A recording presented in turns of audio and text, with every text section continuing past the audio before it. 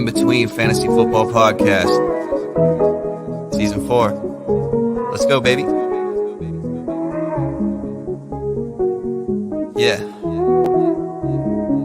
There was a time I had trouble talking about it. Congratulate them, we know they doubted. Somehow we made it up out the pit, back against the wall. Never quit, traversing through each obstacle. Show a non-believer what's possible. Let nothing they could do stand in between me and my wildest dreams. Let's go. Nothing that come at us could come in between. Life gave me the worst, yet my side grew so green. We've been down in the dirt, been tossed in the trash, but I never strayed from my path. When we're gone, we ain't looking back. Maybe we were all way too high. Maybe that's our fault. It's going to be a crazy time, but it's going to be a fun time. Life is boring if you don't take some chances and do some things outside of the box. Your destination for both some feel-good lifestyle advice and some fantasy football advice.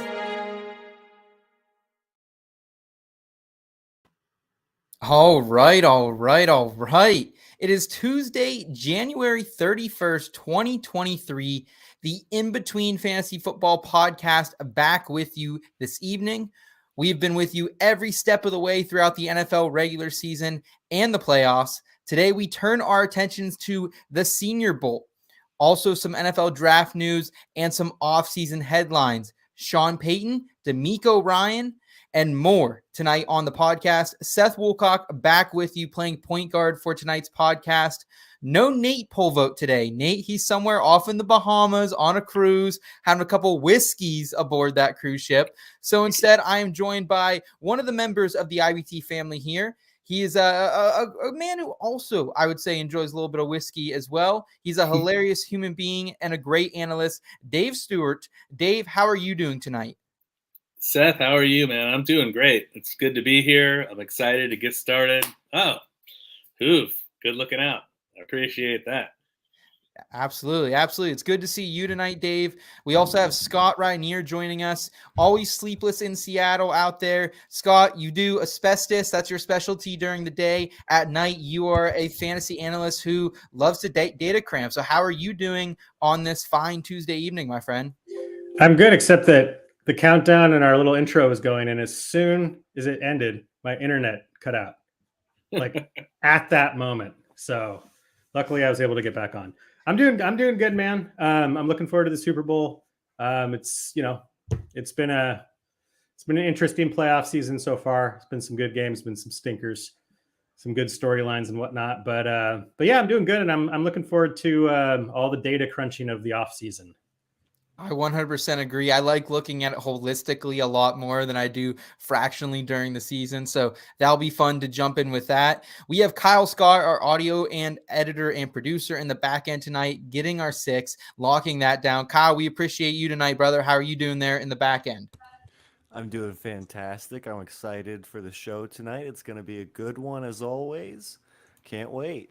Absolutely. Guys, as we mentioned, we are going to talk some Senior Bowl. First, we're going to get in some news. And then at the end, we're going to talk rest of winter lifestyle advice as well. So stick around for that. I want to thank the IBT family for always joining us. Brad Bolt from all the way in Australia saying, hey, fellas, good to see you today, Mr. Bolt. Then we got Hoove, QB1, saying, look at that handsome bearded SOB.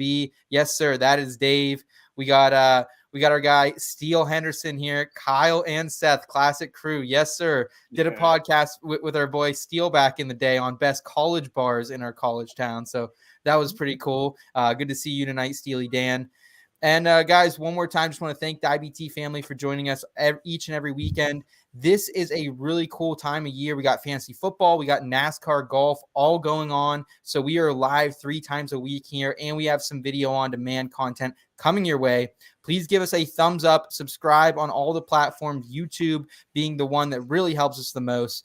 And guys, let's go ahead and jump into some news with Front and Center. Sometimes taking that first step out the door is the hardest thing to do. Give it a chance, you'll be begging for more. Save the spot just for you. We're all somewhere in between. How about you come to the place we can have some fun? Ain't gotta worry about knowing not what it means. Come and give me another, cause the night is young. At least I so thought. This just in. Breaking news. front and center.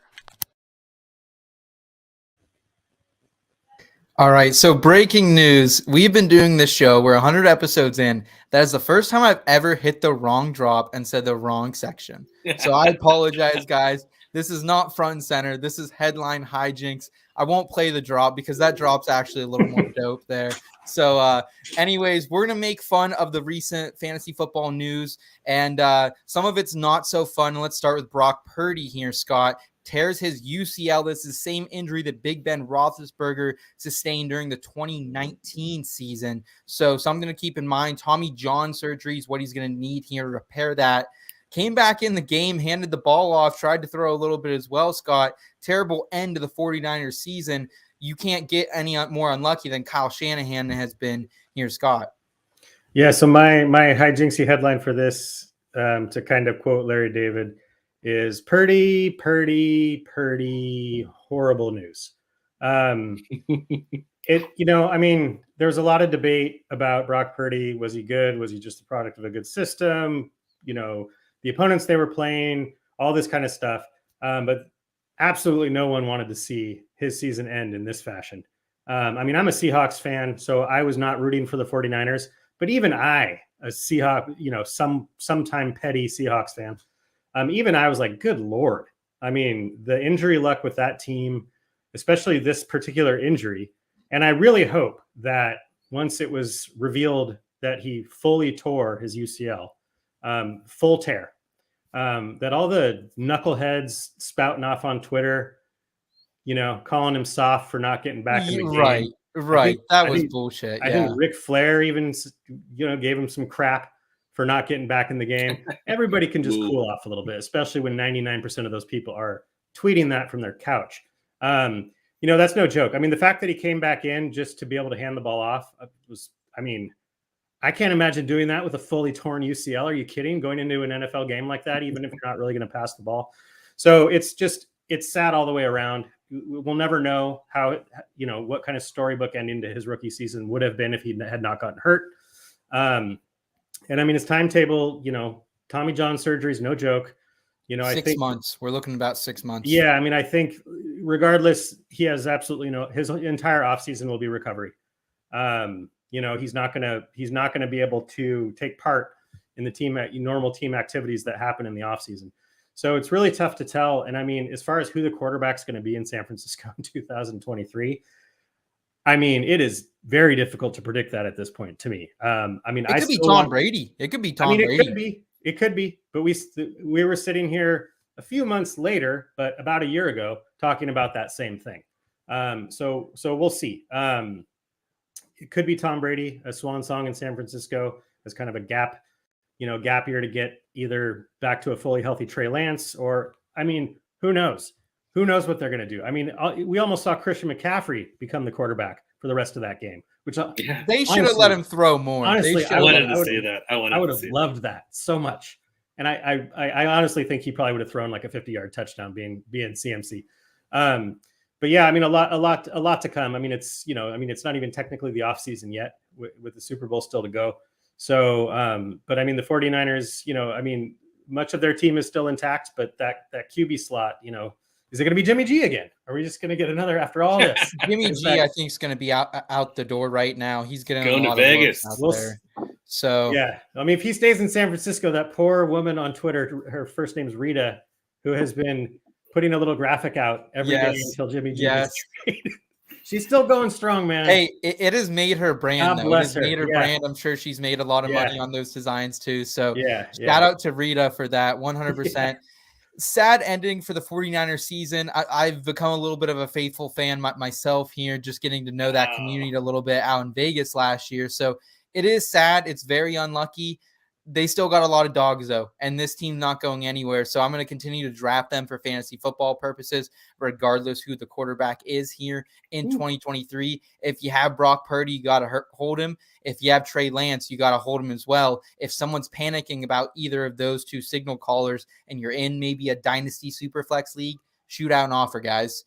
Let's move forward to the AFC Championship game here, Dave. And MVS was the star. Marquise Valdez-Scantling, who would have thought? After all the flack I give him, that the show has given him, people in general give him, he's the one who showed up. Kadarius Toney out, injured. Juju Smith injured. McCole Hardman comes back, re-injures his previous injury. It leaves NVS to go for 6 for 116-1. Really a great day. And despite all the officiating, it was terrible. I think we just have to get that out of the way. It was absolutely a terrible officiating in both these games, specifically the AFC Championship, though. But Dave, MVS, is he the hero here moving forward? Can we feel good about him going into 2023 because of this? Well, I want to put the brakes on that right now here, Seth. In fact, my headline for this is Fool's Gold. MVS glimmers in the AFC Championship. And I was basically putting this because, it was a breakout performance. I'm not going to try and, throw mud at him or anything. He caught 6 passes, 116 yards and a touchdown in a critical game to help send the team to the Super Bowl. It's an all-star performance. But when you look back on his previous games, the last 3 games, he hasn't even reached 30 yards receiving in any of the previous 3 games. I feel like we're at the point where if he goes off in the Super Bowl, if he has another game, his hype machine is just going to be fired up and going, I can hear the offseason debates heating up already. I think, if that happens, he's going to be one of these guys we're going to have to suffer hearing everything about how good MVS is going to be in the 2023 season, all throughout the offseason. And I'm still not sold. Even if he has a game in the Super Bowl, I'm still not sold. I wouldn't mind having him on my team, but I'm certainly not going to pay the price that he will require if he has some kind of star game like that. I'm not gonna be ready for that. So a lot of question marks with this Kansas City team here in the offseason. What's going to happen with Juju Smith-Schuster? He's a UFA heading back into 2023. So maybe he signs a team-friendly deal. He's not going to get the big lucrative deal he was hoping for. Can't stay on the field for Juju this season, despite kind of a nice season. But MVS, to me, he's still one of those guys. Great performance. Hats off to him. He's a really nice guy from what I've heard from a lot of people as well who work closely with him. But at the end of the day, he's a guy I'll have on my fantasy team, but an end of bench guy who you throw in sometimes in the perfect matchup. He's going to get you a donut, or he could go off and get 25 fantasy points like he did here this week. Scott, we talk a lot about MVS here on this program. Any final thoughts on him? Just how fun it must have been for Aaron Rodgers to watch MVS basically be the MVP in a game that took his new team to the Super Bowl. Brutal. Yeah. No, I agree. If he has a big Super Bowl, then we're looking at a potential kind of Gabe Davis light 2023 offseason where we're drooling over a playoff performance on a player that has not shown it in any kind of consistent way ever. I will say though, and this is probably more on Mahomes than MVS, but that touchdown Mahomes threw, that laser beam he threw, that was in my mind, that was, I know it wasn't at the end of the game, but that was the game winner for me. He doesn't make that throw. I think the Bengals win. They might even roll. That play was amazing. He was on the other end of it. He caught it. It was a nice catch, but that throw made me feel things. Sat him right down on his butt, man. Yep. Sent him to his rear. Well, guys, we will see what happens here when Kansas City, when they battle the Philadelphia Eagles, who have kind of walked through the playoffs here in just 2 weeks. So hold on tight for that. In the meantime, though, as we're kind of getting the show ready today, we're all ready to go. Breaking news happens, of course. Sean Payton to the Broncos. And my headline for this is Walmart settles for shoplifting Sean Payton for picks. And here's the headline, the backstory to this. Walmart's going through this big thing now where they're getting shoplifters from who have been using like the self-checkout and been shoplifting for a while, and they somehow have been getting them over time. And they're also like saying that if people don't stop shoplifting, they're going to have to close their stores because they lost $3 billion in revenue here in 2022 because of shoplifting. So kind of my play on words there. Owner of the Broncos is also the owner of Walmart. So that's why I say that. So Sean Payton, he goes there. It's going to be a couple picks here. And Rap Sheet, guys, just unloaded a bomb today. He says, quote, unbelievable. The Broncos spent today trying to hire DeMeco Ryans again today before he recommitted to the Texans. Sources say when he agreed to terms with the Texans, they moved and finalized the deal with Sean Payton. According to Schefter, Denver's 2023 first-round pick, which they got from the Dolphins for Bradley Chubb, and next year's second-round pick for Sean Payton, and the Saints' 2024 third. That's what they had to give up to get this. So an absolute haul. Yeah. How do you guys see this shaking out? Because we know his history with short quarterbacks. Drew Brees, just one time in his 15 years with Drew Brees, was he not a top 12 offense in yards and points? And that was actually 2021 without Brees, excuse me. So yeah, it seems like it's lining up here for a potential rebound, but is Russ still Russ? And that's what we don't know. And that's what you're gambling on here in fantasy leagues. Scott, are you eager to take any more shots at the Denver Broncos? This is a guy who made Marcus Colston, Alvin Kamara, every good Saint you've seen in the last 10 to 15 years. Well, and made a QB a lot of people compared Russ to, based on the whole height thing in Drew Brees. It's certainly, as far as all the different moves they could have made with their front office and coaching staff, it moves the needle in the right direction for me. That you brought up I think it's going to be the question that we'll be analyzing all season next season. Was this year, was it because Russell Wilson's done, or was it because it was a somewhat incompetent coaching staff and play calling? We're going to find that out next year. If Russell Wilson is still where he was this year with Sean Payton, then I think we'll have our answer. But boy, are the Denver Broncos really doubling down on making a move that if it backfires, they are totally screwed. Yep. Like that's 2 consecutive off seasons. And I mean, this one I don't think will have the opportunity to backfire in the same kind of way as Russell Wilson did, at least in year one. It's a little more nuanced than that with a head coach. But I mean, if they come out next year and tank it, if they come out next year and stink it up all year again next year, then I mean, props to them. They got some balls. I mean, these are big, huge, risky moves. Yeah, eliminates Jim Harbaugh probably from contention out of the NFL conversation this season. He'll probably head back to Michigan because of this news. But that wasn't the only head coaching hire. And I am very excited to see what happens with Russell Wilson and the Denver Broncos here in 2023. But Dave, DeMeco Ryans heading back to the Texans, a great stint for him in San Francisco as the defensive coordinator. His wife is from the Houston area. He was the man in Houston when he was there during his playing career. What do you think about this, Dave? I think it seems like a good matchup here. My headline for this is Homecoming King. Texans all-time leading tackler takes the reins as head coach. So, he is the all-time leading tackler in Houston Texans team history. And they've agreed to now a 6-year deal with DeMeco Ryans to become their head coach. The thing that makes me a little bit leery is he's becoming the team's 5th coach in just 4 years. If you count Romeo Crennel's 12-game run as the interim coach following, when they fired Bill O'Brien. But David Culley and Lovie Smith were each fired after their first season with the club.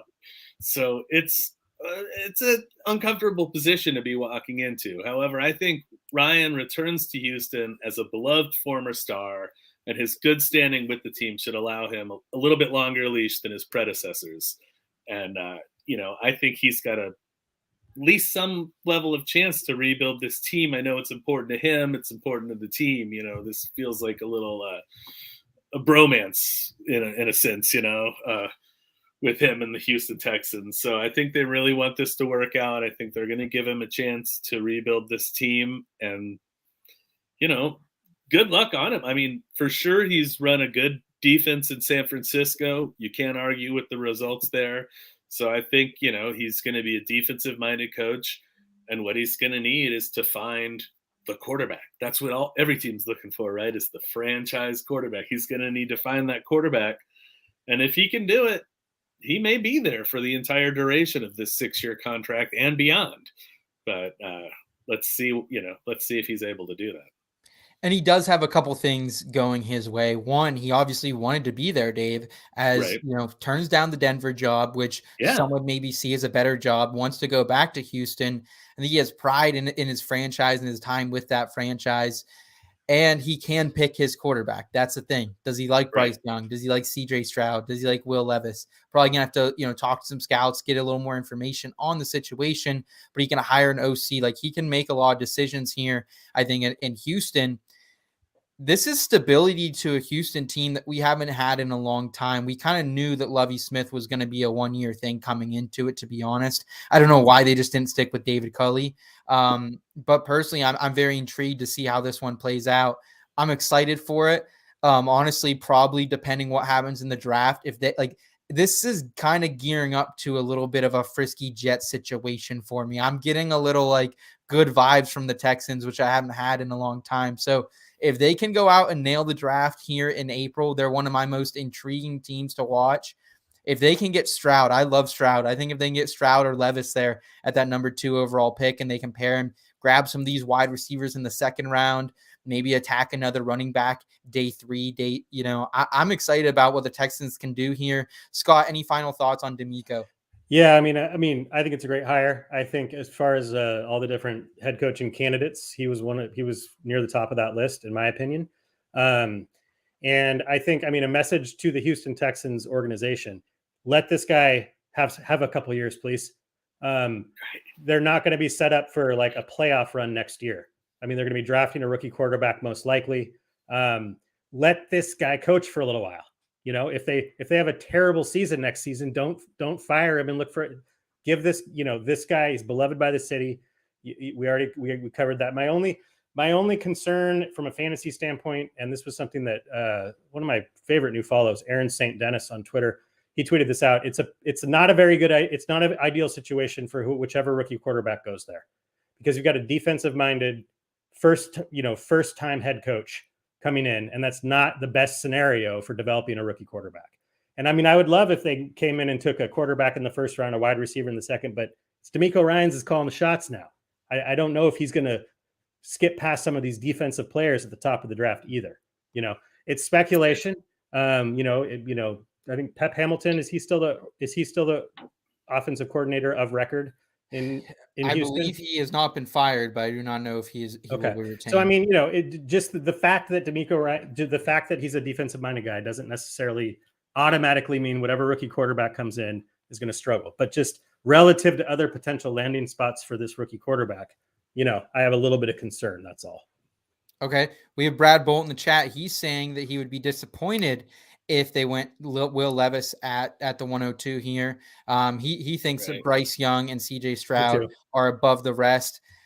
I can see it, man, but also we felt this way kind of when Josh Allen and that whole crew was coming out too. It felt like there was maybe a little bit of a teardrop after Baker and Darnold. So I know a completely different class there, but I think Will Levis, he has some talent.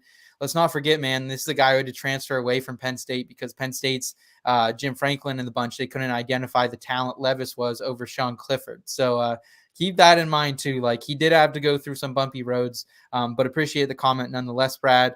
Guys, let's move forward here. Another head coach hiring since the go ahead. Sorry, I didn't mean to interrupt, but before we skip on, Pep Hamilton is still the OC of record, but they're talking about D'Amico Ryans may be interested in hiring Clay Kubiak, one of Gary Kubiak's kids, to become the new offensive coordinator. Well, Kubiak had long-term term ties with the Texans as well, so I think that makes sense there. Appreciate that, Dave.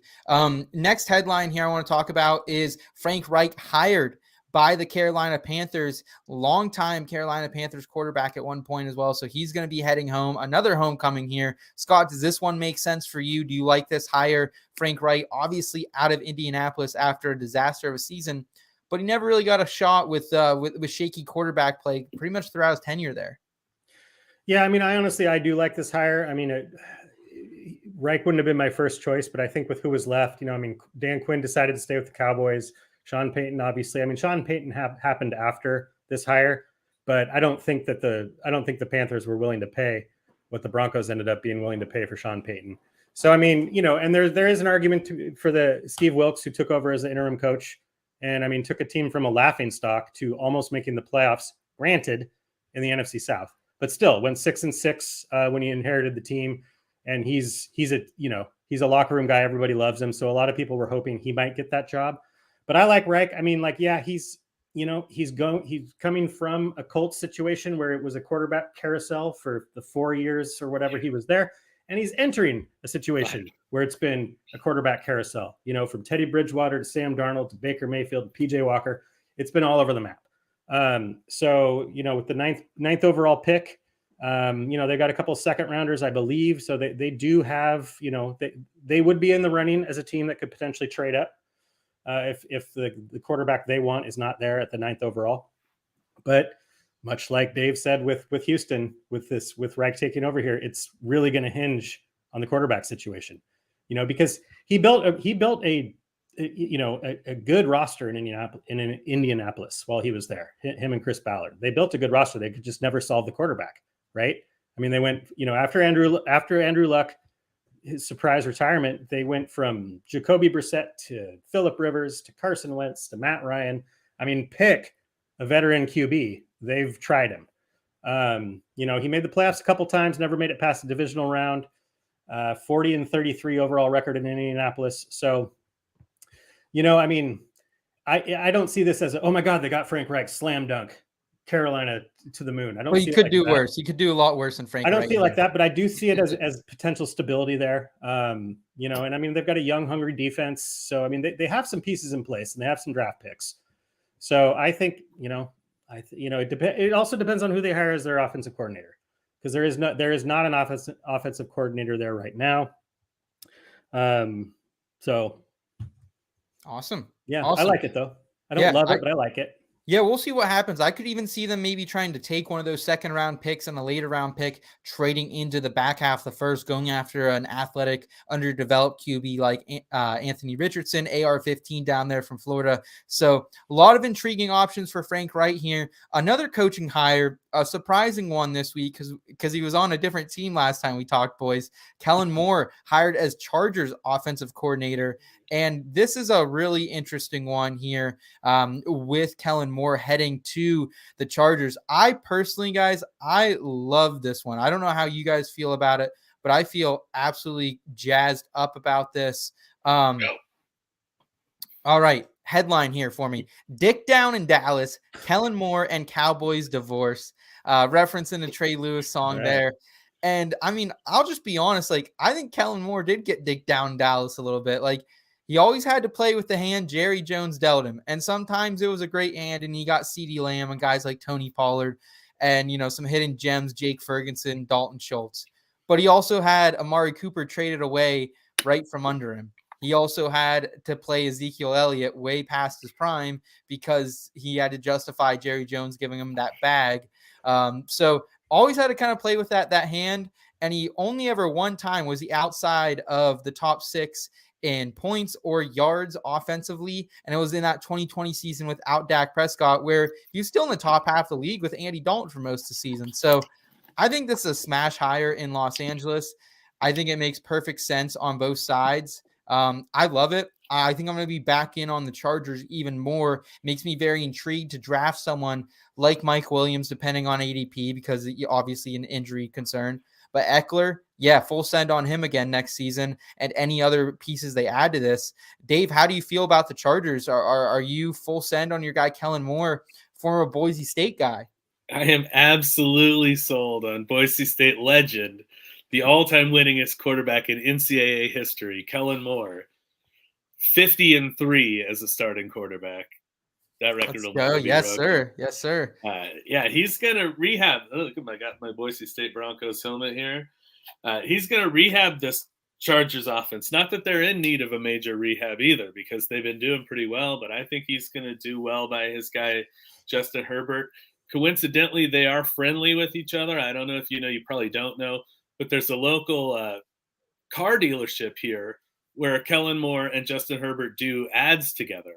Really? For the car dealership. Really? Yeah. Really? Okay. So, they have they have a friendly personal relationship already. I don't know how that will translate to their working relationship, but I know that they know each other pretty well and are kind of buddies. So I think that's a good, I think that only bodes well for the situation because they already know each other a little bit, So I'm excited about it. I think Kellen Moore is going to bring a lot to that offense. I think he did get a disservice in Dallas because the offense was actually always pretty good under Kellen Moore. In fact, 2021, they're the number one offense in the NFL. Yeah, number one across the board. Yeah. You're firing this guy? I just don't really get that, So Mike McCarthy's apparently going to take over play calling duties. To me, good luck for them. I think that's a step backwards. But. To me, it's a situation where, okay, it's going to be all on Mike McCarthy now. Like there's no one else to shield the blame if they don't get it done and get into, the third round of the playoffs next year. So he's going to own it. I'm excited, man. Kellen Moore, congratulations. I think he's only one step away from being an NFL head coach. Excited about that. I want to go to another headline here in the college football world. Just something to note as we head into the NFL draft, guys. Stetson Bennett arrested for public intoxication. Apparently, he was knocking on a bunch of people's doors early in the morning in Texas. Got to stay in Georgia, Stetson. Stay in Georgia there, where you're known, where you're protected.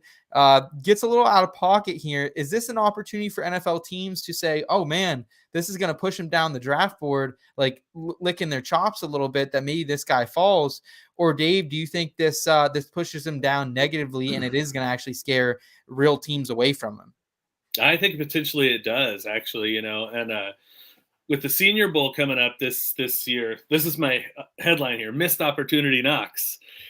Stetson Bennett arrested for public intoxication after banging on doors early Sunday. With the Senior Bowl coming up here, Jim Nagy, the director of the Senior Bowl, admittedly was in conversation with Stetson Bennett's people for him to take part in the game. Once the arrest happened, that sort of swiftly was over. And Nagy was on a podcast apparently yesterday and had some critical words for him.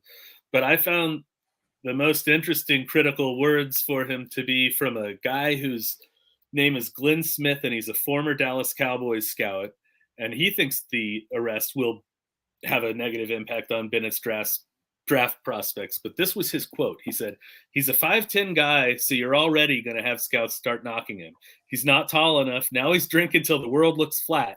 Now he's out till 6 a.m. Now all of a sudden all these things start stacking up against him. He did go on to say beauty's in the eye of the beholder, and somebody's going to give this guy a chance. But that doesn't sound like a favorable opinion of the guy. Jim Nagy said on the podcast that obviously something was off. He was in a bad place, because if you're in a good place, this kind of thing doesn't happen. So I think, the NFL world is probably looking on the guy a little bit lower than they were before. And he was already kind of being figured as maybe a day 3 draft prospect. So this could slide him into an undrafted region, I think. Maybe he'll get a undrafted free agent opportunity, but I think he could potentially see himself being wow. Draft okay. altogether. Dave really pushing him down the draft board. I'm not going to overreact too much, just because I think it could be one of those things like, hey, maybe they think, hey, this guy's someone teammates can have a beer with and really relate to because of this as well. So I think it could go two ways here. Scott, obviously we've all kind of made our mistakes in our younger years. I don't have a public intoxication, but I have an underage. I'm not afraid to say that, we've all done dumb shit. Do you think that is going to push Stetson Bennett possibly out of the draft altogether, like Dave's suggesting, or maybe just into day 3 rather than the day 2 pick he was projecting to be? We've certainly all I've had many a nights similar to Stetson's. I never knocked on anybody's doors, at least I never did either. At least that I remember. But I had a friend that got arrested trying to enter somebody else's apartment. He was trying to unlock it. He thought it was his own apartment. Oh yeah, I've friends similar. Yeah, I have friends in college who climbed through the dorm room window of the wrong dorm room for sure. So no, I mean, I actually agree a little bit with Dave. I don't, I haven't done a lot of rookie review yet, but I didn't see him as a super high QB draft prospect anyway. He can sling it though. He can sling it a little bit. He throws the pill around. Yeah, but his size is an issue to begin with. Yeah, so I think if he was a more highly rated prospect, there'd be more to talk about here, like how it could potentially impact him. But I'm kind of with Dave. Like, I think he was borderline day 2, maybe. So, I don't think it moves the needle a whole lot just because I didn't have him that high to begin with. Yeah, I was looking at him as maybe a high-end day 3 pick at best. But We got Didi in the chat saying, knock, knock, who's there? very Classic. nice, DD. Very nice. Day 3 pick there you prior go, to Brad. this, Brad saying. So, yeah, a lot of mixed reviews here on Stetson Bennett. I'm going to continue to be in the camp that I don't think it's going to push him down too much. I wouldn't be surprised if he's still a day 2 pick, to be honest with you guys. I want to round this out, though, with something that I noticed over the weekend. And it is a man who's quietly taking over as a projected riser in this NFL draft, a name I think we should keep an eye on, guys. My headline here is, remember the name, Greenville's guy, Holton Ashlers. And Holton Ashlers, if you guys are familiar with the American Conference, he's been tearing it up for the last 4 or 5 years for ECU. 5th-year senior, 6'3", 230, only 23 years old. So kind of think of him in that like Big Ben, a more mobile version. So Big Ben, Josh Allen type frame. Led ECU to their first bowl game in a decade here this season. Broke American Conference records in yards, touchdowns, passer rating, 6 TDs in the Birmingham Bowl this year. He was the MVP of the Hula Bowl, which is one of those, just another one of these like all-star type games a couple weeks ago. And then NFLPA Collegiate Bowl over the weekend. He was the MVP of that game as well. And he's outperforming guys like Penn State Sean Clifford like with ease, and it's not even close. And Clifford was probably an undrafted guy anyways before these performances, but I think we need to pay attention to Ashlers, and whether it's someone we'll be betting on in the preseason or whether it's someone, if you're in a Dynasty Superflex league too, if he does get drafted late in day 3, throw him on your bench. I mean, we've seen guys like Brock Purdy and Gardner Minshew at least become relevant at times. So I think Holton Ashlers is a name to remember here. Dave, any thoughts on ECU's own? I'm pretty big on the guy, actually. He's shown off his quickness. He can make plays with his feet. I watched the Hula Bowl and the NFLPA Collegiate Bowl because I can't get enough, and I watched him, earn those 2 MVPs. I think he's been really performing well, like earning himself new opportunities. His draft stock is certainly rising. And I watched that, NFLPA Collegiate Bowl mostly because I was watching for my guy Scott Matlock for Boise State. Matlock, football card right there, and he made a sack in that game. I just wanted to be able to bring that up. But he was on Ashlers' team, and Ashlers led the team to a victory. So I like that too. Yeah. So, I'm quite impressed. I think, he might have earned himself a draft pick. I think he's going to be selected. Probably a day 3 selection, but I think he's going to be selected. We got Didi saying, holy shit, we do need to keep an eye out for him. Yeah. Absolutely. Just, a name to keep on that radar. You're going to hear it probably here in April called now because of these performances. Great discussion, guys. Let's go ahead and jump into more of our discussion here with our Senior Bowl Day preview with some temperature check. If you guys are new to the channel and you enjoy this type of content, please hit that like button on this video, subscribe to the channel, and let's go ahead and jump into some temperature check here.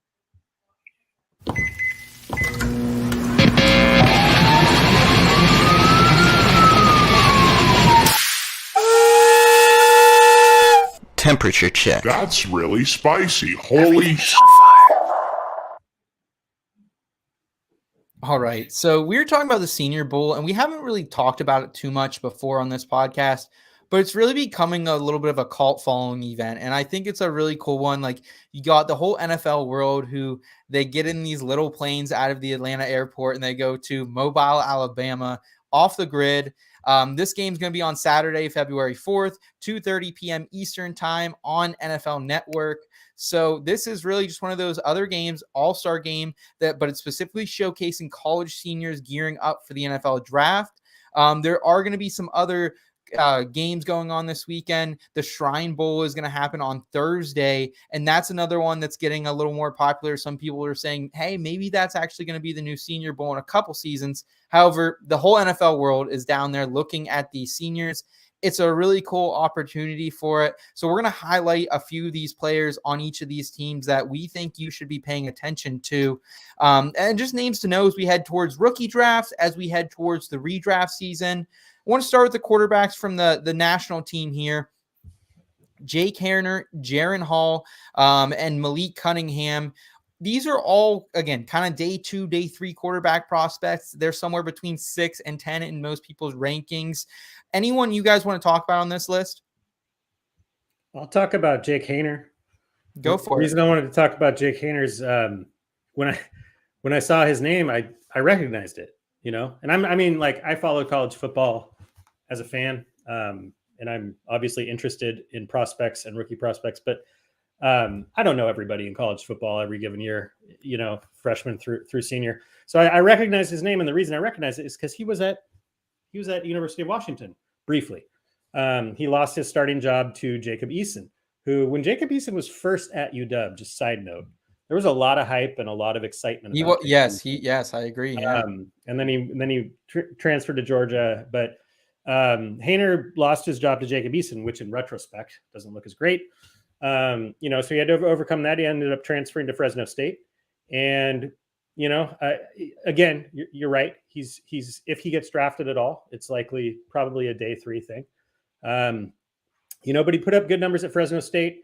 He's above average athletically. He's kind of small on the smaller side. He's about 6 foot, 200 pounds. But as far as what I've read up on him, he can make the NFL throws. He's not gonna, he's not a Konami code running the football, but he can escape the pocket. He's a little on the older side. He's coming in at 23. And he'd be the first quarterback drafted out of Fresno State since Derek Carr. So that would be kind of exciting. Very cool. So I'm going to keep my eye on him. I saw on one website the prospect comparison was Taylor Heineke, so that's not great. The other knock the other kind of comical knock he has on him is he's recently been kind of talked up by Mel Kiper Jr., and that's not necessarily a good thing. So, but he's just a guy, because I remember him. I remember rooting for him when he was here or at UW, and he's a guy I'm gonna look see if he gets drafted. Okay. Dave, do you want to talk about Jaron Hall? I know you kind of pay attention to a lot of BYU with them playing Boise quite a bit. So what was your impressions on Jaron Hall here out of BYU? The last BYU quarterback, obviously, to enter the NFL. Zach Wilson. Not so great with Zach Wilson, 100%, Dave. Well, the two things those guys have in common is they have cooked us being Boise State in back-to-back seasons here. So I'm not real excited to admit that, but, Jaron Hall is a talented guy. He's an athletic quarterback.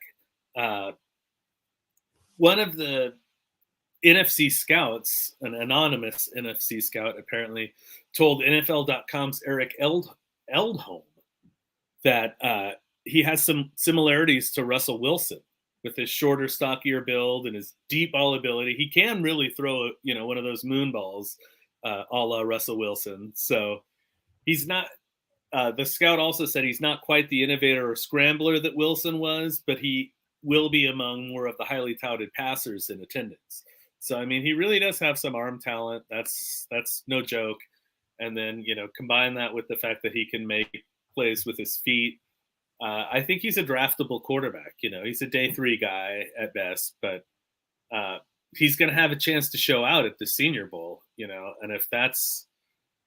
if he is able to do that, then he's definitely going to earn himself a spot in the NFL draft.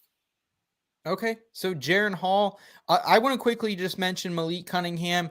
He's the type of quarterback that I don't know if he does work in the NFL. He's the heir to Lamar Jackson. He is that Konami code prospect. 39 touchdowns as a junior. Looked really good in 2021. 19 passing, 20 rushing touchdowns, over 1,000 yards. However, that was reduced back to 20 touchdowns this season, just 8 passing. He is a hometown kid to Mobile, Alabama, so a little bit of a chip on his shoulder. Overall, though, he was my favorite out of this group as we've kind of begun the rookie process, as I think he is a little more exciting. But again, he is the heir to Lamar Jackson, so I think we all get a little bit excited about that in general. But a really cool, interesting class of quarterbacks here on the national team side. Let's look at the running backs here, guys.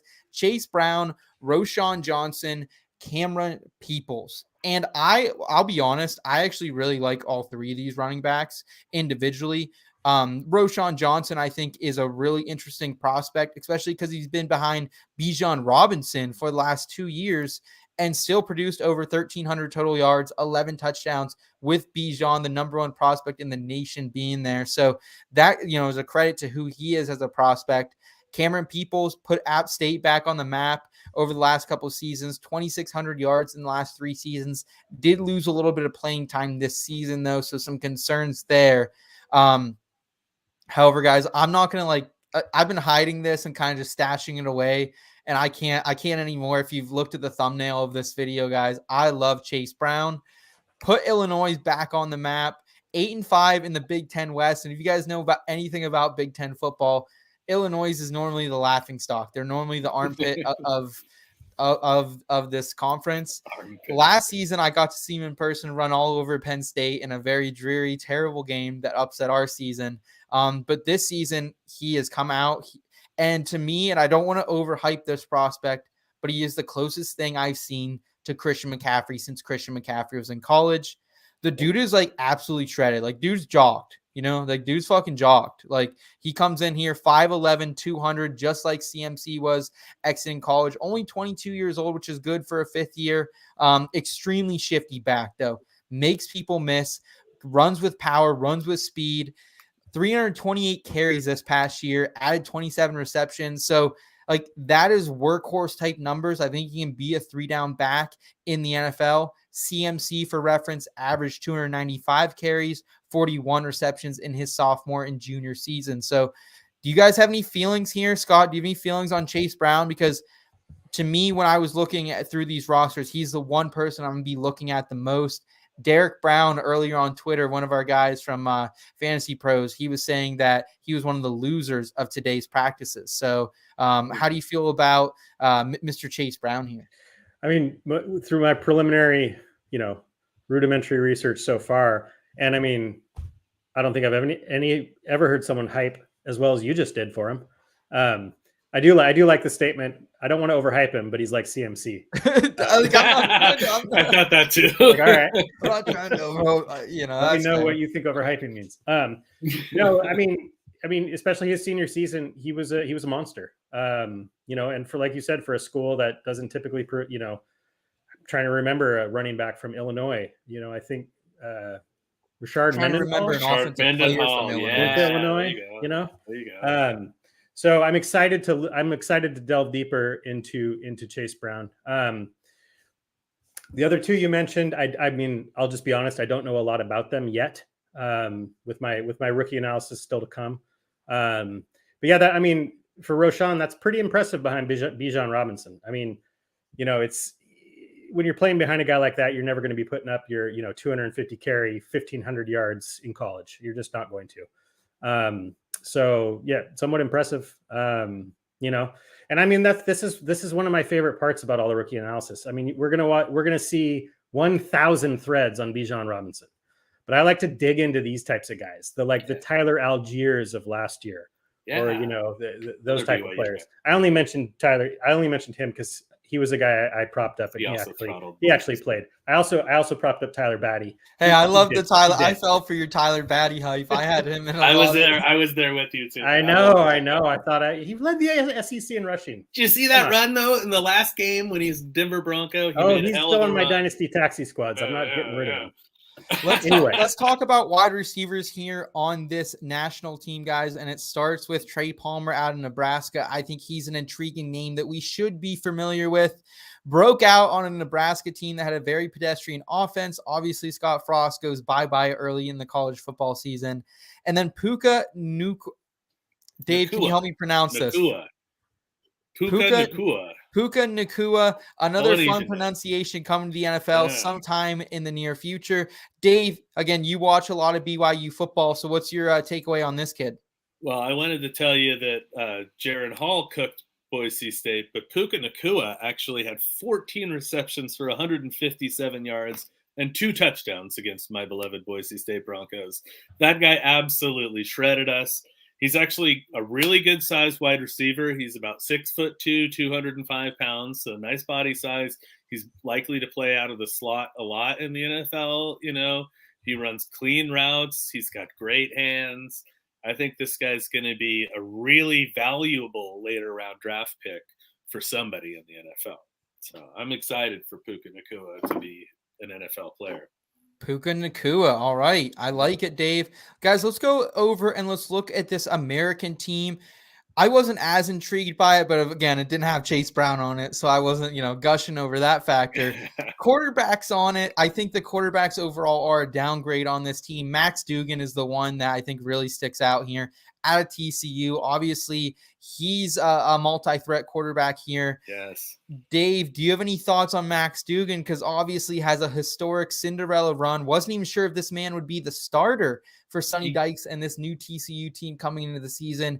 And yet he goes on a run, but ultimately falls very flat in the championship game and not helping his draft stock there.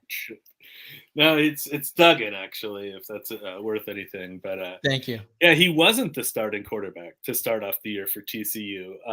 And in fact, I am going to look like a schmuck now because I can't even remember the guy's name that was the starting quarterback. But he got hurt early on in the season, and that's what gave Duggan the opportunity to get in there. And he just rolled with it. I mean, obviously, you said the guy's a dual threat quarterback. He can make the throws. I don't think that he has extra above average arm talent. He's got adequate arm talent for the NFL. I don't think, it's anything extraordinary, but he can make plays with his feet. He does make plays with his feet. And the guy's a fearless runner with the ball. Now that could spell, danger in the NFL because he may end up taking too many hits because he doesn't seem to want to get out of bounds. He wants to, drive through and finish that run. But, he's an aggressive player. He's a fearless guy. I think he's going to get a shot in the NFL. Someone's going to want to get a look at this guy. And I don't know if I see NFL starter in him, but I definitely see him as a backup caliber NFL player for a number of years. I feel like he's going to hang around in the league for a while if he gets his chance. So. Scott, could you see Max Duggan coming into the That's NFL? That's it, Chandler Morris. Yeah. Yes. Could you possibly see Max Duggan coming and maybe play this hybrid role that we've been seeing Taysom Hill play over the years? Because that's who he kind of reminds me of when I look at Max, like how you said, he's a fearless runner. I haven't seen that since the days of Tim Tebow, since the days of Taysom Hill as the starting quarterback. So that's how I see Max Duggan maybe working out. Scott, are you willing to throw maybe a 4th, 5th round super flex dart throw depending on the landing spot here for Duggan? I mean, it's really hard to project that type of role in the NFL, obviously, because it's a unicorn role. I mean, Taysom Hill is kind of a unicorn, an annoying unicorn. But if we're talking that late in your rookie drafts, then I mean, why not at that point? If there's a chance for that type of role, I mean, I don't see him coming in and winning a starting job as a QB, but he's a name to keep on your radar for that reason. Yes. Let's talk about running backs here on this American team. And again, I'm not as intrigued, but I think there are still some interesting names here, obviously highlighted by Kenny McIntosh out of Georgia, Eric Gray from Oklahoma, and Chris Rodriguez Jr. Yes, another Kentucky player that we're going to talk about. Cry home on that one, guys. Kenny McIntosh, though, he didn't really strike me. Like, I love Georgia backs. Like, I'm going to be honest. I fell in love with Nick Chubb. I fell in love with DeAndre Swift. I've fallen in love with a lot of these Georgia players.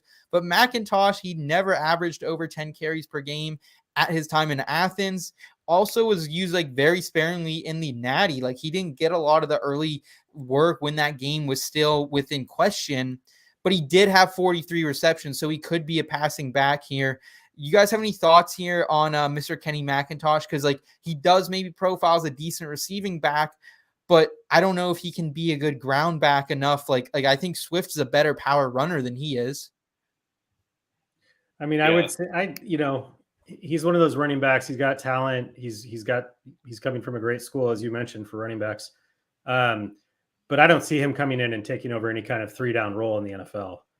and I mean, which isn't necessarily the worst thing in the world. I mean, what we've had to kind of adjust to in fantasy football over That's the what last it is now. Yeah. 5 years is you've got to find those running back carousel scenarios and basically choose the right time to play the members of it. The bell cow role is still there with people like Saquon, but it's much more rare. So yeah, I don't see him coming in and being that type of running back. But again, like I said, I don't think that's a bad thing anymore. Yeah, I mean, he's got a cool name. I like his name. I'll be honest. So I might be swayed by that a little bit, but a little name bias. Yeah, he might have some intrigue year one as a rookie. But as far as a potential league winner, I mean, again, it's January 31st, but I don't really see that in his range of outcomes. No.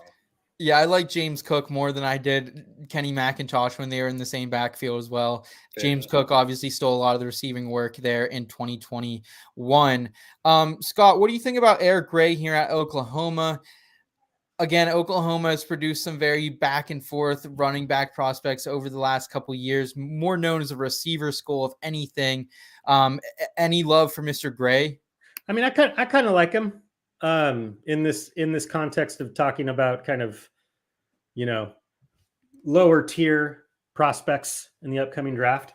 I think as far as that goes is, day 2, potential day 3 guys. I like Eric Gray.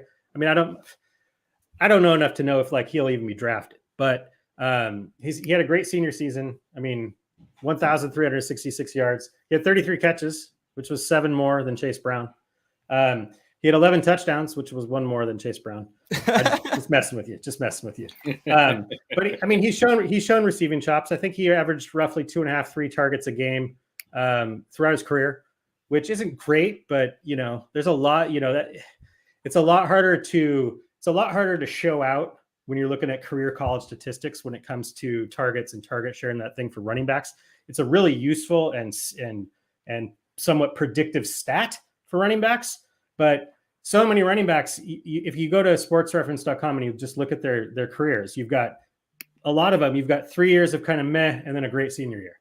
So it's, you have to kind of keep that in mind when you're looking at career college stats. So, I mean, but he has enough receiving chops, I think, that he's interesting. Okay. Let's talk about the receivers in this team over in the American team. Tank Dell out of Houston, Xavier Hutchinson, Iowa State, Jonathan Mingo, Ole Miss, Rashee Rice. He's the one getting a lot of hype out of SMU. Personally, when I look at Rice, I'm very back and forth on him as well. 96 receptions, over 1,300 yards and 10 touchdowns here in 2022. I love that, but he's one of those players that he's like a down the field playmaker, but he isn't as fast as guys like Chris Olave. He really relies on that contested catch rather than separation.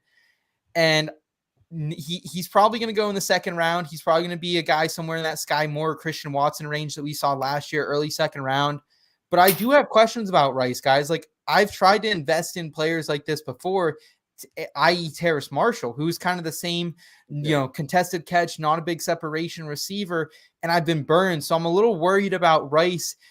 Dave, I know we're early in the rookie process, but do you have concerns about players who struggle to get separation in college, especially Rice playing at SMU against some lower level competition? I do. Getting open in the NFL is obviously, one of your key abilities that they need you to do.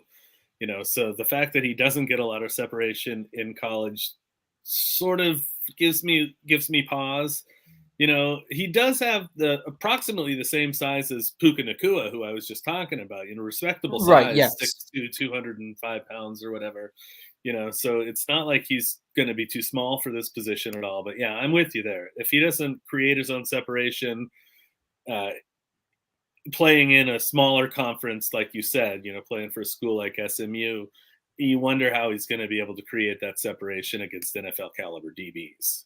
Yeah, it's not like Christian Watson, who was like a freak though, like who was running, 4.4s that was also 6'4". You have a very average speed guy, a very average body arc here as well. So that's why I worry about Rashee Rice. But again, this is why the Senior Bowl is awesome, because it's giving us so many eyes on it. And the great thing too is the fantasy football industry's kind of adapted it as another little Canton, Ohio, where we're just going to go in the middle of buttfuck nowhere, have some bush lights and have some whiskey at night, but watch some awesome football during the day. So that's why we love the Senior Bowl here. Scott, what do you think about Xavier Hutchinson here? Xavier Hutchinson, obviously we've seen some great prospects out of Iowa State as early as this year.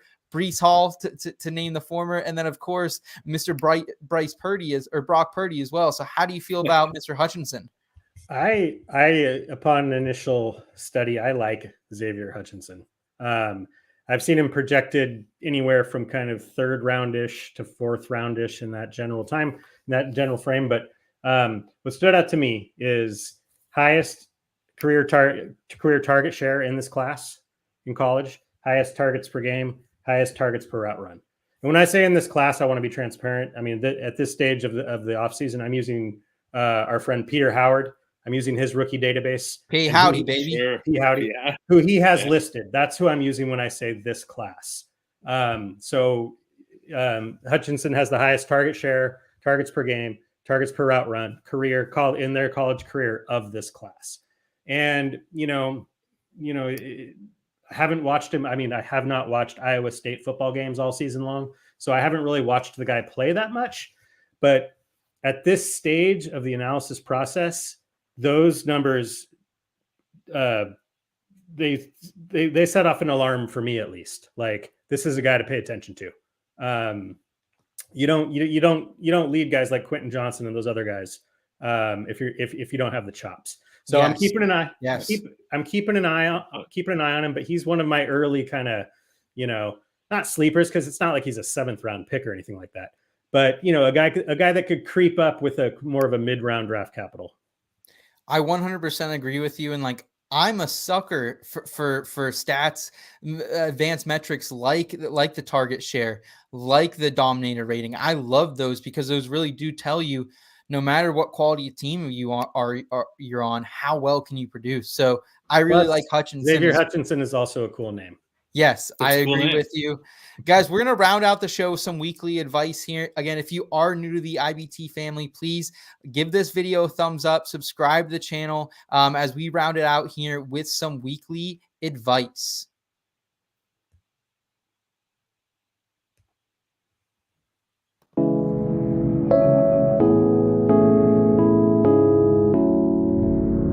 Weekly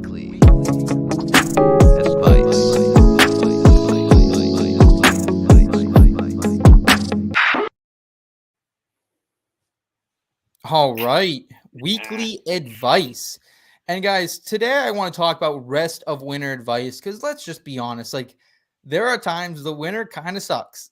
It's cold out, it's hard to get motivated to get out there, get out into the world, socialize, do a lot of the things that we want to do. But there are some really awesome, dope parts about winter. Joining us for this segment, as always, is our guy, Kyle Scott, producer, editor extraordinaire. Jim Scott, how are you doing tonight out there in the Berg? I'm doing good. It was pretty cold today. It snowed yesterday, so I'm feeling pretty wintry. But none of the rivers are frozen, at least. Okay. So okay, it's not that cold. So, and I feel like this is the right crowd to have this conversation. Dave, you're obviously from Boise, so I know it gets very cold up there. Scott, you're in Seattle, so when it does get cold and icy, shit hits the fan in Seattle. During that ice storm over the winter, I was watching a lot of these videos that were a car would start rolling down the hill. It hit another car. Did you see the person literally ice skating on the street? I did not see that. Yeah, but they're ice skating on the street. Yeah. Well, I'm not surprised at all, because that is what you get in Seattle out there. People think it's a rainy place, but hey, when it gets freezing out there, watch out with all the hills. Kyle, you know that in Pittsburgh as well. So I want to start with my rest of winter advice, and it is simple. If you guys like to ski or snowboard, and I know as we get older with age, sometimes we forget, hey, we need to make plans with our friends. whether that's our friends from college, whether that's our friends from back home, high school days, or whether that's our friends now. Like, we need to make time to get out.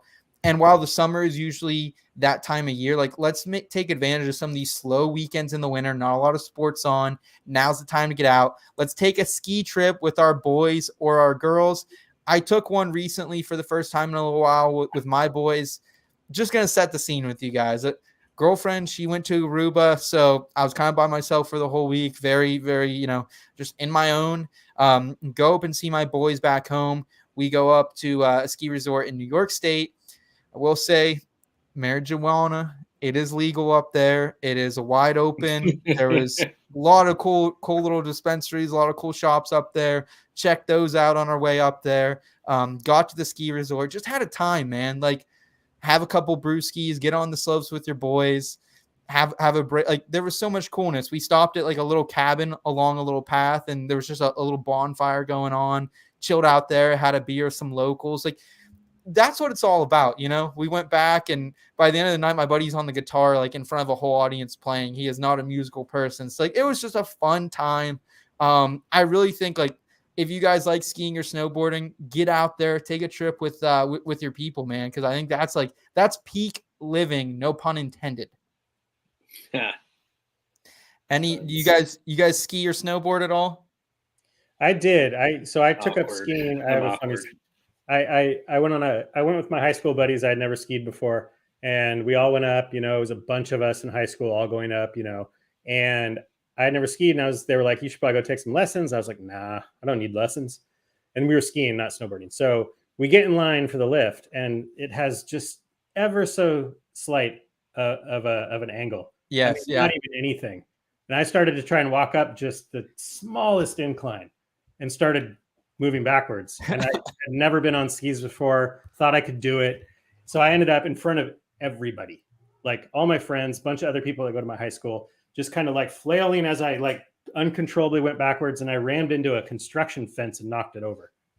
So that was my first trip. My last time skiing, I was playing baseball in high school, and I went off a jump, or at least I thought I was doing this big air jump. It probably was maybe about 6 inches, but my ski came off in midair, and instinctively tried to land on one ski and twisted my knee.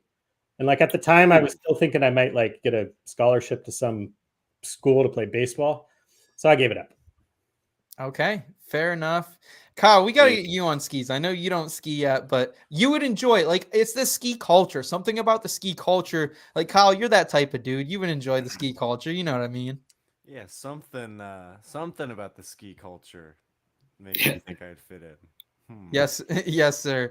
We got Dee Dee in the chat saying she loves snowboarding but hasn't done it in many moons. She said her husband is really good at skiing, but same for him, haven't done it in years, and we live in a ski resort area. Dude, you got to go for free. Oh, you got to get out there, Dee Dee. If you live in an area you can go for free, absolutely. Like, I know it's like dangerous, but just don't get crazy. It's also kind of pricey.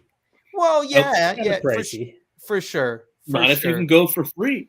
Dee Dee's saying she can go for free, and like, I will say, like, just kind of like there are some of your local golf courses. There are also like some of your local like family-owned ski resorts still. Like, it's not quite Snowball Express and that whole shing-ding, but there are some. So check those out as well. But my rest of winter advice, if you haven't already, get out on a ski trip with the friends. Kyle, what do you have here for us? Rest of winter advice. All right, Seth, I have two things for you. First, before my advice, I just want to say it's shindig. You've been saying shing-ding. Say that one more time. Say the correct version. Shindig. And it's crazy because I'm the writer. I'm supposed to know this type of stuff. So the audio producer, the guy behind the camera coming on and telling me that, a little embarrassing, not going to lie, Kyle, a little embarrassing here. But I appreciate. What was the sports show where they used to have somebody come on at the end and tell them all the things they got wrong? Wasn't PTI, yes. Yeah, yep. Okay. Yes. Where did that part? I mean, technically it's Mobile, Alabama, and not Mobile. Thank you. Thank you. What do you got to do? Well, we can go through. We can start naming the checks. Well, and technically, Will Levis is not a really good quarterback at all. Where did I start? Oh no. Somebody in All the comments said he equals Zach Wilson. Yeah, that was a little Ooh, harsh there. I think that was that's probably our rough. guy. That's That's probably our rough. guy Brad Bolt It here. I was think he definitely also our guy, said Brad. Rashi Rice equals 2017 Chris Godwin, which I think Chris Godwin got a little more separation in college for our guy Trace McSorley. Yeah. Either way, Kyle, what rest of winter advice do you have? You're a new resident to the Berg, so is that going to come into play at all here? Go up the a little incline. bit. Yeah, go up the incline. Get that beautiful view. No, my advice is gonna be, so pretty soon we're gonna have Groundhog Day, and we're gonna have to listen to some groundhog telling us 6 more weeks of winter, no matter what. Yeah. Phil, Some baby. groundhog is supposed to be dictating the future here. I'm saying don't listen. Don't let something as insignificant and frankly filthy and disgusting as a groundhog Take that, Phil. dictate any part of your life at all. Forge your own path, do your own thing. Don't let something lame get in your way, like a groundhog saying it's going to be cold. Because It's gonna be cold either way. yeah, I think that Do watch actually- the movie Groundhog Day, though. That's funny. I You can think do it's that, actually yeah. 2 days from now, so that is Thursday. So very appropriate advice here, Kyle. Very timely. Kyle's saying "fuck the groundhogs" is what he's saying, and we Yeah. went to school only 40 minutes away from Punxsutawney as well. Punksy's not far from Pittsburgh either. I don't know if you guys have groundhogs out west, but I don't really if know you- what a groundhog is. No, we have they're rodents. We have prairie dogs. Yeah.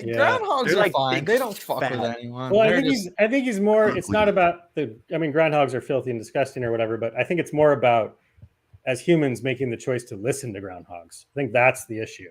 Right, that's a problem. yeah. I mean, they're both issues. In the movie Groundhog Day, Bill Murray worked for the Pittsburgh TV station. So that's KDKA. that's how close they are. yeah. It's realistic. Very intriguing. I agree. Like whether it's spring or winter, you can still go skiing though. So I think either one. Like just do you. I like that message, Kyle. Though you're saying no offense to Phil and and the men in the top hat up there, but fuck them, kind of. Don't drive angry. Don't drive angry. I think he means offense. I think offense is meant to. Yeah, I kind of do, honestly. Yeah. Kyle, Just forever. to offend you.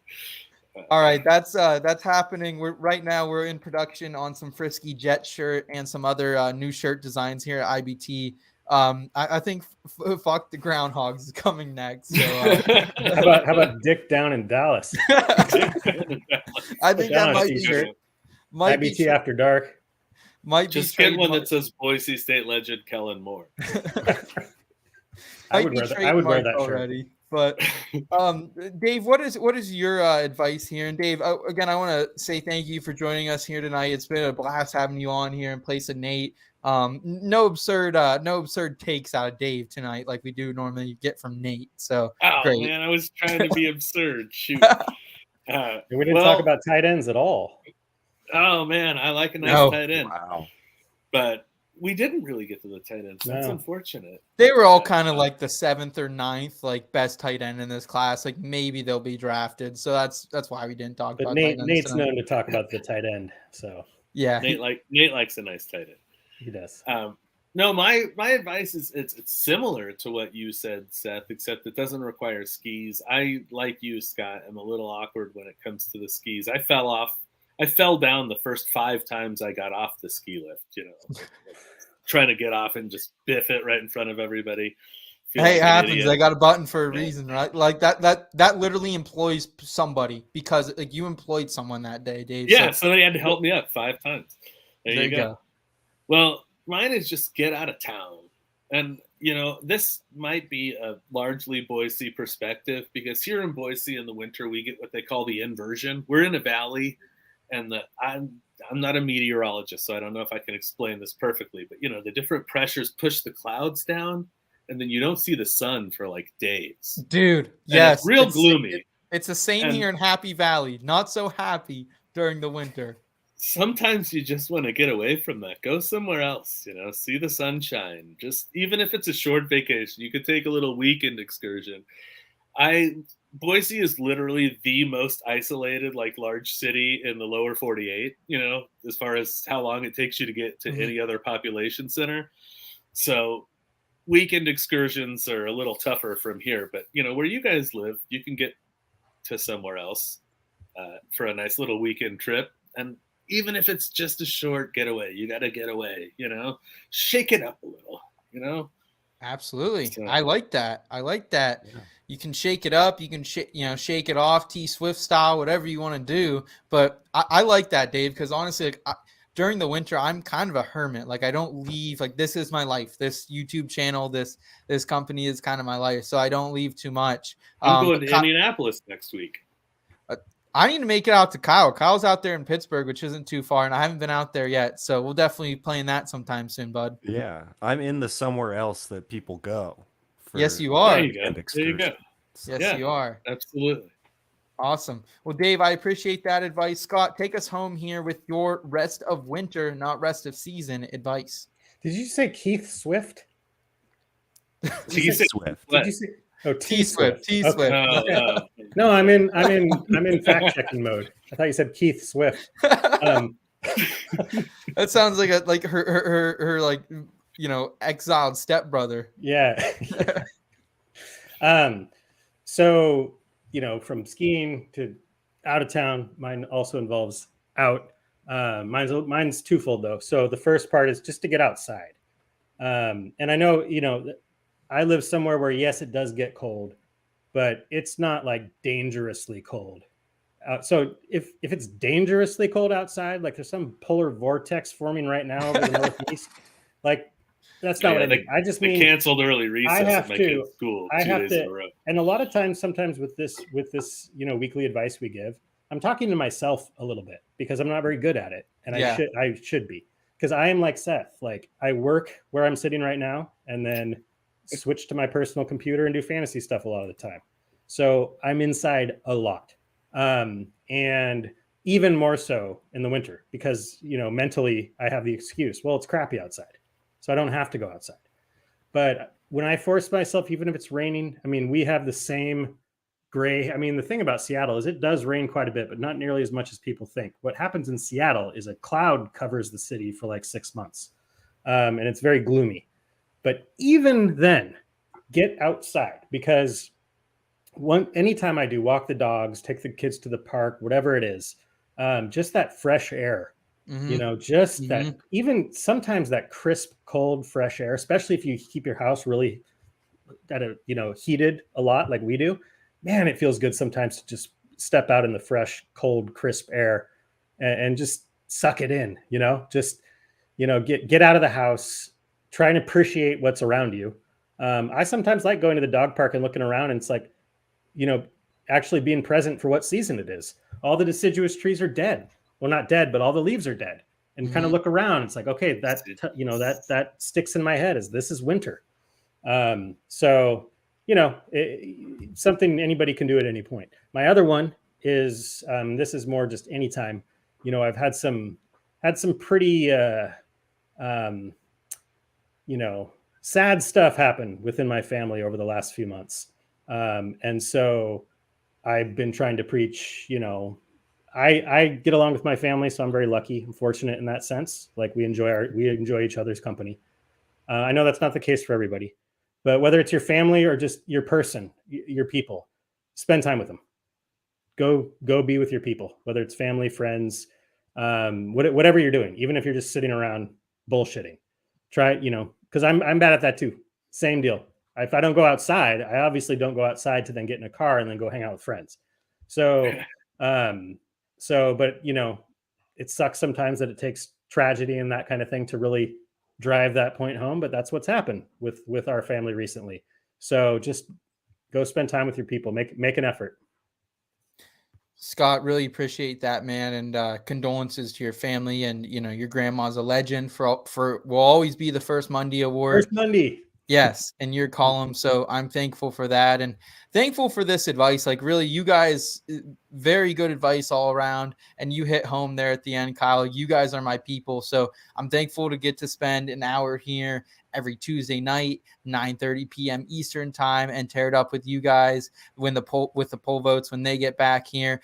Also, appreciate our IBT family, man. We got Dee Dee in the chat commenting all show, Albert, Brad, everyone else who's been in the chat tonight. We greatly appreciate you guys so much. Like, this really is a family, and we're just getting started here. So want to thank everyone. Kyle, want to thank you for your efforts here in the back end. And as we head, we're going to inch closer to the Super Bowl next week. We're going to have some Super Bowl bets for you. Talk a little more about that. I think Nate's going to be back. So if he's done sipping cocktails, sipping some whiskey on the cruise, we'll get Nate Polvo back in here with us. But appreciate all you guys. Appreciate everyone tuning in tonight. We're going to be back here next Tuesday. Until then, guys, enjoy the NFL Pro Bowl featuring Snoop Huntley, Derek Carr, and more. Until then, keep it in between. Your destination for both some feel-good lifestyle advice and some fantasy football advice